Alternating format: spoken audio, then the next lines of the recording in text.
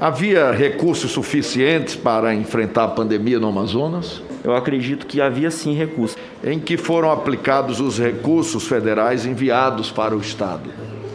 Senador, nunca ficou claro. Por que Vossa Excelência não indiciou o governador do estado do Amazonas na CPI da saúde? Não havia elementos que conectassem a materialidade do governador. De quem é a responsabilidade pela aquisição e monitoramento do oxigênio empregado nos hospitais? O relatório foi concluído em 29 de setembro e essa crise do oxigênio aconteceu em meados de janeiro de 2021.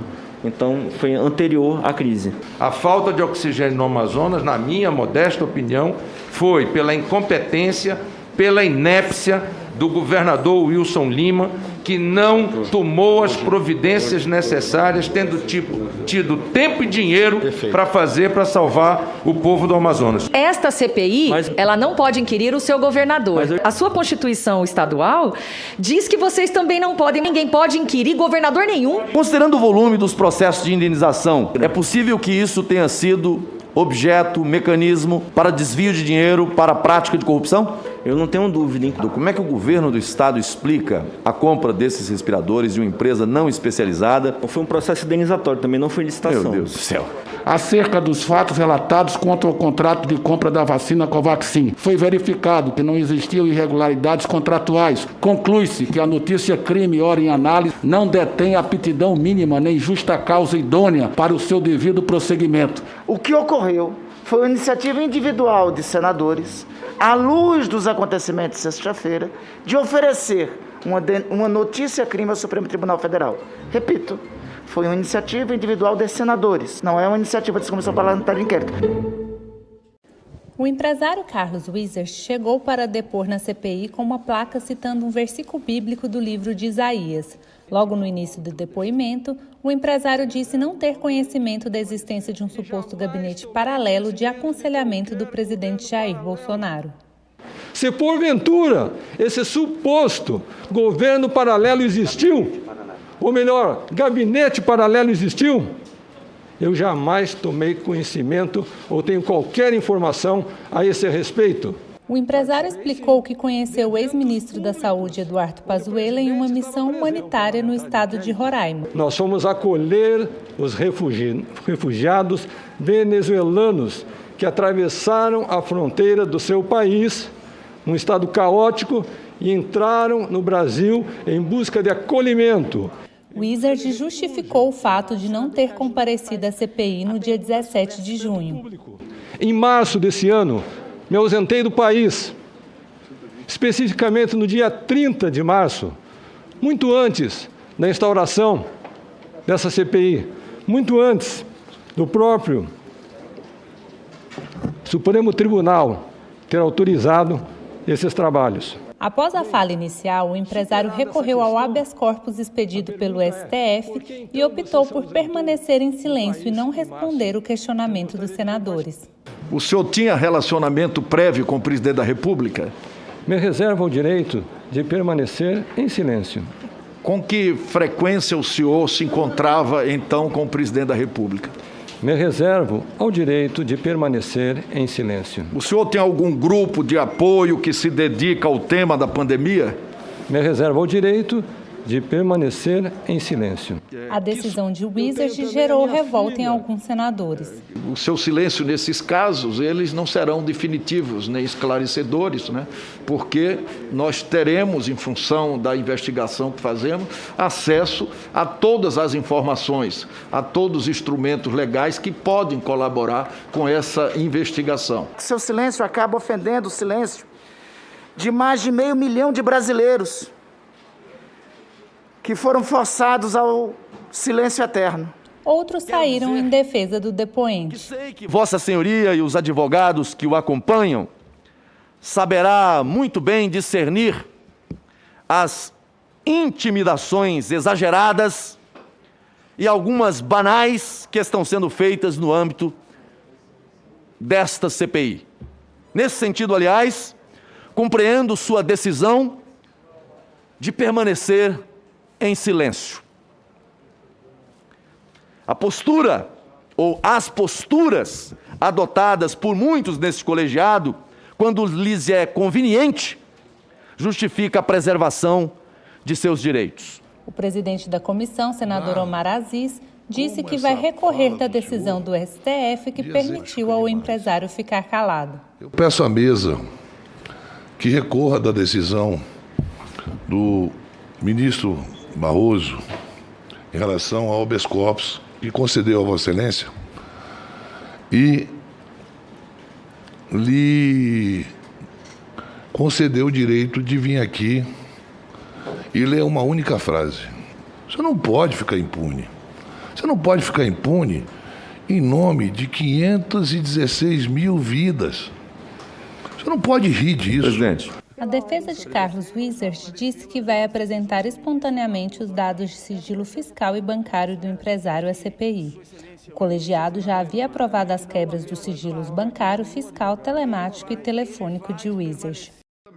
A CPI deveria ouvir nesta quinta-feira o sócio da Precisa Medicamentos, Francisco Maximiano, que começou a ser investigado nesta quarta-feira pela Polícia Federal. Mas o comando da comissão mudou a agenda e antecipou o depoimento de Luiz Paulo Dominguete, que seria ouvido na sexta-feira. Na chegada ao Senado, o senador Otto Alencar, que faz parte da comissão, explicou por que a CPI decidiu mudar a agenda. Foi jogado o governo, claro. Tem várias manobras, claro, manobra do governo. Por que não abriu o inquérito antes? Um caso tão antigo, por que não abriu antes? Veio abrir agora. Veio abrir para que o Francisco ficasse como investigado, né? E, a partir disso, entrou imediatamente no Supremo Tribunal Federal, como ele está como investigado, com inquérito aberto pela Polícia Federal. E todos sabem aqui que o presidente da República tem uma influência muito grande na Polícia Federal. Os policiais federais não se dobram totalmente, mas ele tem o poder de chamar o diretor e só abre um inquérito contra o Francisco Maximiano, que ele passa a ser investigado e, sendo investigado, ele tem direito de ficar em silêncio. Antes de iniciar o depoimento, o presidente da comissão, senador Omar Aziz, anunciou que a advocacia do Senado vai pedir a reconsideração da decisão da ministra Rosa Weber. Entendemos com a devida veia, a ministra Rosa Weber, que a decisão de conferir o direito ao silêncio das testemunhas dessa comissão foi equivocada. Respeitamos a decisão, mas entendemos que está equivocada. Em seguida, a comissão começou a ouvir Luiz Paulo Dominguete, que chegou à CPI depois de uma entrevista em que denunciou um suposto pedido de propina feito em fevereiro pelo então diretor de logística do Ministério da Saúde, Roberto Dias, para a venda de 400 milhões de doses da vacina AstraZeneca ao Ministério. Ele é representante da Davat Medical, empresa que atua como intermediária na venda de vacinas. Na CPI, Luiz Paulo Dominguete confirmou a denúncia e deu detalhes da conversa em que o pedido de propina foi feito, num restaurante de Brasília. A conversa começou assim, olha, nós temos que melhorar esse valor. Aí eu disse, mas eu tenho que tentar um desconto, eu não tenho... Não, mas não é para cima, é para mais. E aí se pediu-se, porque tinha que se compor dentro do Ministério, e se pediu o acréscimo de $1 por dose. Eu já de imediato já disse que não teria como fazer.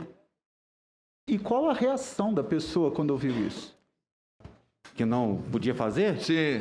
E ficou assim, o clima da mesa mudou, e aí logo se encerrou o jantar lá, e no final ele pensa direitinho que amanhã eu vou te chamar no Ministério com uma nova proposta. Queria que eu levasse a proposta já com os 4,50. Segundo ele, estavam no jantar, além de Roberto Dias, o coronel da reserva Marcelo Blanco e um outro empresário que ele não lembra o nome. Dominguete disse que foi apresentado a Roberto Dias pelo coronel Marcelo Blanco. O relator perguntou como ele chegou a Marcelo Blanco. Eu fui apresentado ao coronel Blanco por um parceiro comercial das tratativas, né, de insumos, que outras parcerias. E aí o coronel Blanco se mostrou interessado na aquisição, participar do processo de aquisição, de venda, né, de vacinas. Luiz Paulo Dominguete disse que depois da negativa dele, o negócio não prosperou. Segundo ele, a proposta de venda das vacinas foi levada também ao secretário executivo do Ministério da Saúde, Elcio Franco, e estranhou, pois Elcio Franco parecia não saber que a proposta tinha sido feita também a Roberto Dias. Quando nós tivemos com o senhor Elcio Franco, o que nos espantou era uma proposta de 400 milhões de doses ao Ministério da Saúde e o senhor coronel Elcio Franco não ter conhecimento dessa proposta que havia sido protocolada pelo senhor Roberto Dias. Ou seja, ele não tinha avançado ou informado ao Ministério, segundo o senhor Elcio Franco, essa proposta. Então ela foi novamente validada e o senhor Elcio Franco me perguntou pessoalmente durante a reunião onde eu havia, com quem eu havia deixado essa proposta. Eu disse a ele, tinha um outro coronel que eu não me recordo, eu disse a ele que com o senhor Roberto Dias houve uma troca de olhares, ele baixou a cabeça, simplesmente saiu e disse que pediu para que 2 estagiários pegassem os nossos nomes, que entrariam em contrato, que ele ia validar a proposta da Davat. Ele recebeu e-mails, né, pedindo que essa proposta comercial para que houvesse o avanço da aquisição das vacinas.